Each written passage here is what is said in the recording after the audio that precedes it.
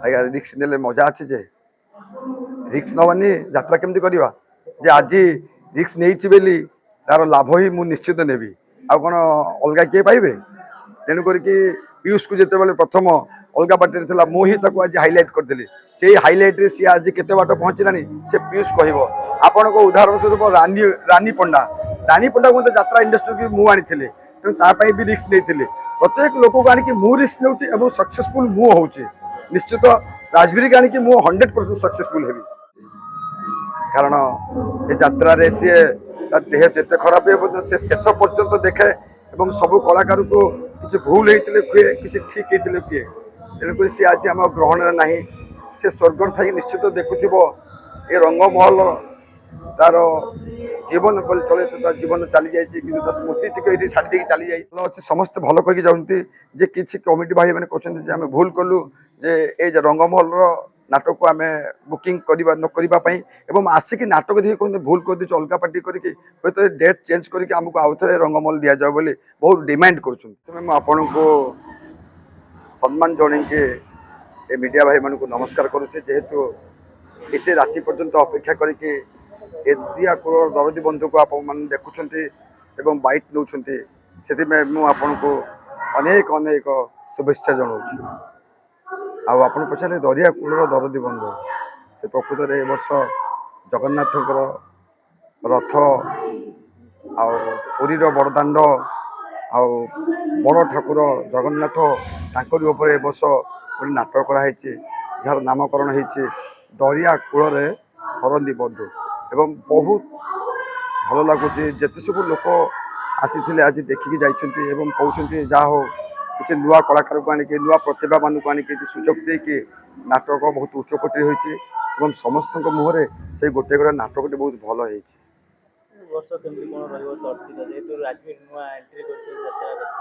देखो ए वर्ष चर्चित कौन नाटक करवा जेहेतु नाटुआ मान नहीं नाटक करवा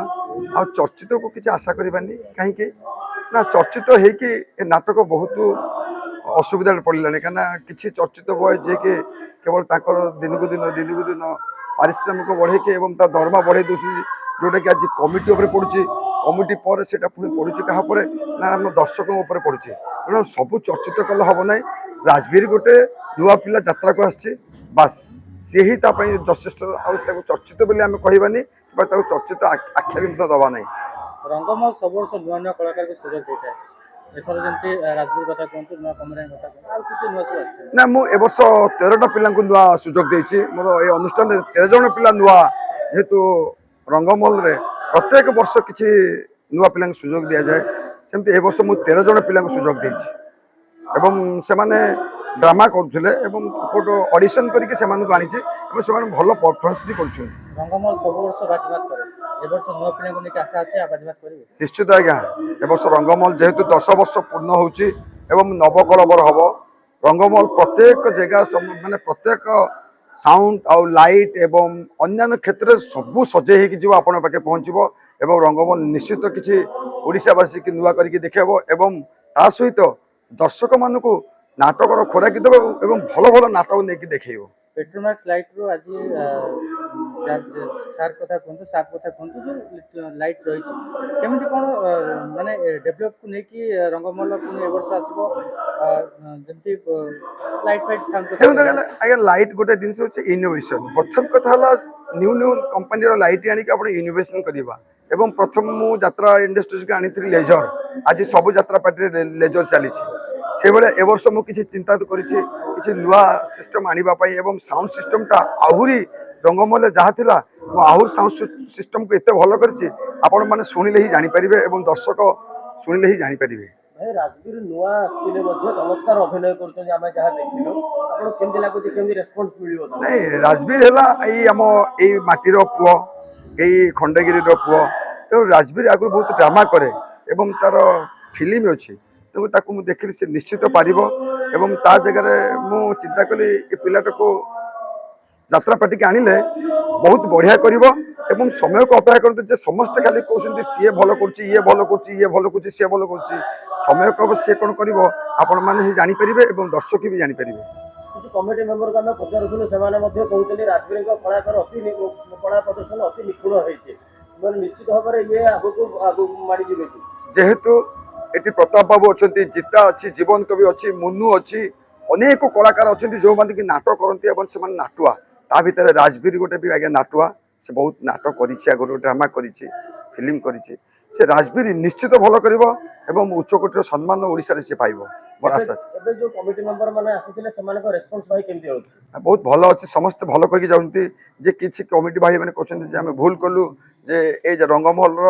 ନାଟକକୁ ଆମେ ବୁକିଂ ନ କରିବା ପାଇଁ, ଏବଂ ଆସିକି ନାଟକ ଦେଖି କହୁଛନ୍ତି ଭୁଲ କରିଦେଇଛୁ, ଅଲଗା ପାର୍ଟି କରିକି ହୁଏତ ଡେଟ୍ ଚେଞ୍ଜ କରିକି ଆମକୁ ଆଉଥରେ ରଙ୍ଗମହଲ ଦିଆଯାଉ ବୋଲି ବହୁତ ଡିମାଣ୍ଡ କରୁଛନ୍ତି। ଆଜି ମୁଁ ଡାକିଥିଲି ପ୍ରାୟ 30ଟି ଖଣ୍ଡେ କମିଟି ଡାକିଥିଲି, ଯେହେତୁ ବର୍ଷା ଅସୁବିଧା କଲା, ବାଲେଶ୍ୱର ଭଦ୍ରକରେ ବହୁତ ବର୍ଷା ହେଉଛି, ସେଥିପାଇଁ କମିଟି 14-15ଟି କମିଟି ଆସିଛନ୍ତି। ନାଇଁ, ଅଲଗା ଲୋକ ବହୁତ ଆସିଥିଲେ, ବୁକିଂ ତ କଥା ଅଲଗା, ଯେହେତୁ ଏଇଟା ଭୁବନେଶ୍ୱରରେ ହେଉଛି, ଏହା ପଲ୍ଲୀପଲ୍ଲୀରେ ଯେତେ ଲୋକ ପ୍ରାୟ ଅଛନ୍ତି ସମସ୍ତେ ପ୍ରାୟ ଆସିଥିଲେ, କାହିଁକିନା ଭୁବନେଶ୍ୱରରେ କିଛି ନହେଲେ ଓପନ୍ ପେଣ୍ଡାଲ 332ଟି ପେଣ୍ଡାଲ ଅଛି, ତେଣୁ ତା ଭିତରେ କିଛି କମିଟି ଭାଇମାନେ ମଧ୍ୟ ଆସିଥିଲେ। ଭାଇ ଆଜି କିଛି କମିଟି ମେମ୍ବର ଆଜି ବୁକିଂ କଲେ କି? ନା, ଏମାନେ ଯେଉଁ ସବୁ ଆସନ୍ତି, ହଁ ଆଜି 2ଟା କମିଟି ବ୍ରହ୍ମପୁରରୁ ଆସିକି 2ଟା କମିଟି ବୁକିଂ କରିଛନ୍ତି, ଆଉ ଗୋଟେ ଆସିଛନ୍ତି ବାଲେଶ୍ୱରରୁ ଆସିଛନ୍ତି, ସେ ବୁକିଂ କରିବାକୁ ଆଜି ବୁକିଂ କରିଛନ୍ତି ଆଜି। ନାଇଁ ନା, ପ୍ରାୟ ରଙ୍ଗମହଲର 80ଟା କ୍ୟାମ୍ପରୁ 55-60ଟା ଖଣ୍ଡେ କ୍ୟାମ୍ପ ସରିଗଲାଣି। ଆଜ୍ଞା, ରିକ୍ସ ନେଲେ ମଜା ଅଛି, ଯେ ରିକ୍ସ ନେବାନି ଯାତ୍ରା କେମିତି କରିବା। ଯେ ଆଜି ରିକ୍ସ ନେଇଛି ବୋଲି ତାର ଲାଭ ହିଁ ମୁଁ ନିଶ୍ଚିତ ନେବି, ଆଉ କ'ଣ ଅଲଗା କିଏ ପାଇବେ। ତେଣୁ କରିକି ପିୟୁଷକୁ ଯେତେବେଳେ ପ୍ରଥମ ଅଲଗା ପାର୍ଟିରେ ଥିଲା, ମୁଁ ହିଁ ତାକୁ ଆଜି ହାଇଲାଇଟ୍ କରିଥିଲି। ସେଇ ହାଇଲାଇଟ୍ରେ ସିଏ ଆଜି କେତେ ବାଟ ପହଞ୍ଚିଲାଣି ସେ ପିୟୁଷ କହିବ। ଆପଣଙ୍କ ଉଦାହରଣ ସ୍ୱରୂପ ରାନୀ ପଣ୍ଡାକୁ ମଧ୍ୟ ଯାତ୍ରା ଇଣ୍ଡଷ୍ଟ୍ରିକୁ ମୁଁ ଆଣିଥିଲି, ତେଣୁ ତା ପାଇଁ ବି ରିକ୍ସ ନେଇଥିଲି। ପ୍ରତ୍ୟେକ ଲୋକକୁ ଆଣିକି ମୁଁ ରିକ୍ସ ନେଉଛି ଏବଂ ସକ୍ସେସଫୁଲ ମୁଁ ହେଉଛି। ନିଶ୍ଚିତ ରାଜବୀରକୁ ଆଣିକି ମୁଁ 100% ସକ୍ସେସଫୁଲ ହେବି। ଆମେ କହିପାରିବା ସତ୍ୟ ଭାଇ ଜଣେ କିଙ୍ଗ ମେକର ବୋଲି। ମୁଁ ସେଥିରେ କିଛି କମ୍ ନୁହଁ, କାରଣ ଯେହେତୁ ମୁଁ ଗୋଟେ ନାଟୁଆ, ବହୁତ ଡ୍ରାମା କରିଛି, ମୁଁ ନାଟକ କରିଛି ଏବଂ ଡିରେକ୍ସନ ଦେଇପାରେ ଏବଂ ସଂଗ୍ରାମ ମଧ୍ୟ କରିପାରେ। ତେଣୁକରି ମୋତେ ଏସବୁ କିଛି ଅଛବା ନାହିଁ ଏବଂ ମୁଁ ଭଲ ଏଥିରେ କରିବି, ଆଉ ଏବଂ ନାଟକ ଏ ବର୍ଷ ବି ଭଲ ହେବ। କମେଡିଆନକୁ ଆପଣ ସୁଯୋଗ ଦେଇଛନ୍ତି, ୟୁଟ୍ୟୁବରେ ଦେଖିଲି ତା କମେଡିଟା ମୋତେ ଭଲ ଲାଗିଲା, ମୁଁ ତାକୁ ଫୋନ୍ କଲି, ଖୋଜିଲି ଫୋନ୍, ସେ କୋଉଠି ଅଛି, ତା ଫୋନ୍ କଲି, ଏ ବାବୁ ତୁ କୋଉଠି ଅଛୁ ବୋଲି ଫୋନ୍ ନମ୍ବରଟା ପାଇଗଲି। ନା ମୁଁ ପୁରା ଏଇ ଯେ ସମ୍ ହସ୍ପିଟାଲ ଅଛି, ମୁଁ କହିଲି ନା ଆମ ପାଖରେ ଅଛୁ। ସେ ସାଙ୍ଗେ ସାଙ୍ଗେ ମୋ ପାଖକୁ ଆସିଲା, ମୁଁ କହିଲି ବାବା ମୋ ପାଖରେ ରହିବୁ ନା କ'ଣ କହୁଛନ୍ତି, ମୁଁ ଡ୍ରାମା କରୁଛି, ମୋତେ ନେବେ ଆପଣ। ମୁଁ ଦହ ପଇସା, ତୁ ଆସିକି 4-5 ଦିନ ଭିତରେ ମୋ ଆଖଡ଼ା ଶାଳାରେ ପହଞ୍ଚିବ। ଏଇ 4-5 ଦିନ ଭିତରେ ସେ ବୁକିଂ ହେଇକି ଆପଣ ତାର ପ୍ରତିଭା ଦେଖୁଥିବେ। ସେ ସେକେଣ୍ଡ ରବି ଶତପଥୀ କିଛି ବି କମ୍ ହେବ ନାହିଁ। ଆପଣ ରବି ଶତପଥୀ ପୁଣି ମୋ ପେଣ୍ଡାଲରେ ପାଇଗଲେ। ଅନେକ ମିସ୍ କରୁଛି, କାରଣ ଏ ଯାତ୍ରାରେ ସିଏ ତା ଦେହ ଯେତେ ଖରାପ ହେବ ମଧ୍ୟ ସେ ଶେଷ ପର୍ଯ୍ୟନ୍ତ ଦେଖେ ଏବଂ ସବୁ କଳାକାରକୁ କିଛି ଭୁଲ ହେଇଥିଲେ କୁହେ, କିଛି ଠିକ୍ ହେଇଥିଲେ କୁହେ। ତେଣୁକରି ସିଏ ଆଜି ଆମ ଗ୍ରହଣରେ ନାହିଁ। ସେ ସ୍ୱର୍ଗରେ ଥାଇ ନିଶ୍ଚିତ ଦେଖୁଥିବ ଏ ରଙ୍ଗମହଲ ତାର ଜୀବନ ବୋଲି ଚଳେ, ତା ଜୀବନ ଚାଲିଯାଇଛି, କିନ୍ତୁ ତା ସ୍ମୃତି ଟିକେ ଏଇଠି ଛାଡ଼ି ଦେଇକି ଚାଲିଯାଇଛି, ଯେଉଁଟାକି ସିଏ ଏଇ ଚାରିପାର୍ଶ୍ୱ ଥାଇକି ଏ ରଙ୍ଗମହଲକୁ ସେ ଦେଖୁଛି। ମୁଁ ଠାକୁରଙ୍କ ପାଖେ ପ୍ରାର୍ଥନା କରୁଛି ସେ ସ୍ୱର୍ଗରେ ଥାଇକି ତା ରଙ୍ଗମହଲ ପ୍ରତି ଆଶୀର୍ବାଦ କରୁ ଏବଂ ଆମ ସମସ୍ତଙ୍କ ପ୍ରତି ଆଶୀର୍ବାଦ କରୁ। ସେ ଗଲାବେଳକୁ ଆପଣଙ୍କୁ କହିଥିଲେ ଏଇଟାକୁ ଆହୁରି ଡେଭଲପ କରିବା ପାଇଁ। ନିଶ୍ଚିତ, ସେ ଯେତେବେଳେ 2 ବର୍ଷ ଟିକେ ମୋର ପ୍ରୋବ୍ଲେମ୍ ଥିଲା, ତାର ଦେହ ଖରାପ ଥିଲା, ମୁଁ ମେଡ଼ିକାଲରେ କଣ୍ଟିନ୍ୟୁ କରୁଥିଲି, ଯାଇ ସମୟ ଦେଇପାରୁନଥିଲି ଯାତ୍ରା ପଟିକି। ଏଇ ଅଧା ଜଷ୍ଟ ମାନେ ତାର ଯିବା ପାଇଁ ମାସେ 1.5 ମାସ ଥିଲା, ଯେ ମୋର ଯେମିତି 7-8 ବର୍ଷ ତଳେ ଯେମିତି ରଙ୍ଗମହଲ ନାଁ ଥିଲା, ଏଇଥର ତମେ ଯେମିତି ନାଁ କରିବ, ମୁଁ ତା କଥାକୁ ଅନୁସରଣ କରି ଏବଂ କିଛି କଥାକୁ ପଛକୁ ନ ପକାଇ ମୁଁ ଭଲ କଳାକାର ଆଣିଛି ଏବଂ ଭଲ ନାଟକ କରିବି ବୋଲି ଆଶାବାଦୀ ଅଛି। ଆଉ ତା ଆଶାକୁ ମୁଁ ନିଶ୍ଚିତ ପୂରଣ କରିବି। ଆପଣମାନଙ୍କର ଆଶୀର୍ବାଦ ମୋ ପ୍ରତି ରହିଲେ। ଧନ୍ୟବାଦ।